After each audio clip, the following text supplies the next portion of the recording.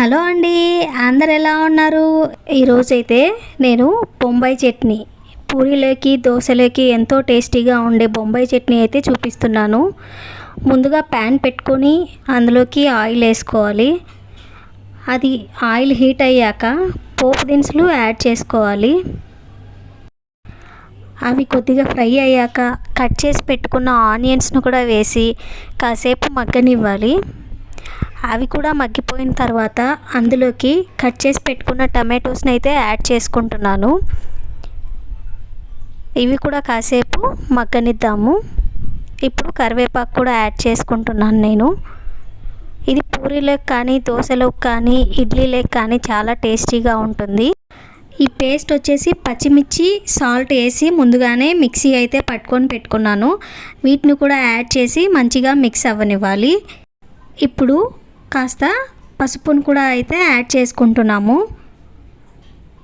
ఇది కొద్దిగా ఫ్రై అయిన తర్వాత మనము శనగపిండి వాటర్ ఫస్ట్ మిక్స్ చేసి పెట్టుకున్నాను ఇలా లిక్విడ్ లాగా. వీటినైతే నేను వేసుకొని లమ్స్ లేకోకుండా మంచిగా మిక్స్ చేసుకుంటున్నాను. ఇందులోకి సాల్ట్ అనేది నేను పచ్చిమిర్చి మిక్సీ పట్టేటప్పుడే వేసాను కాబట్టి తర్వాత అయితే చూసుకొని యాడ్ చేసుకుంటాను. స్పైసీనెస్ వచ్చేసి మనకి ఆ పచ్చిమిర్చితోనే సరిపోతుందండి. మళ్ళీ ఇందులోకి చిల్లీ పౌడర్ అవేవి యాడ్ చేయాల్సిన పని లేదు. ఇందులోకి నేను ఇంకా కొన్ని వాటర్ అయితే యాడ్ చేసుకుంటున్నాను. ఎందుకంటే ఇది చల్లబడిపోయిన తర్వాత ఇంకా గట్టిగా అవుతుంది. సో నేను చేసుకునేటప్పుడే కొద్దిగా వాటరీగా అయితే వేసుకుంటున్నాను. దీన్ని మంచిగా బాయిల్ అవ్వనివ్వాలి. ఆ పచ్చి వాసన అనేది అయితే పోవాలి మనకి.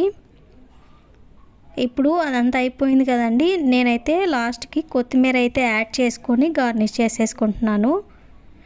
చాలా బాగుంటుందండి. ఒకసారి తప్పకుండా మీరు కూడా ట్రై చేయండి.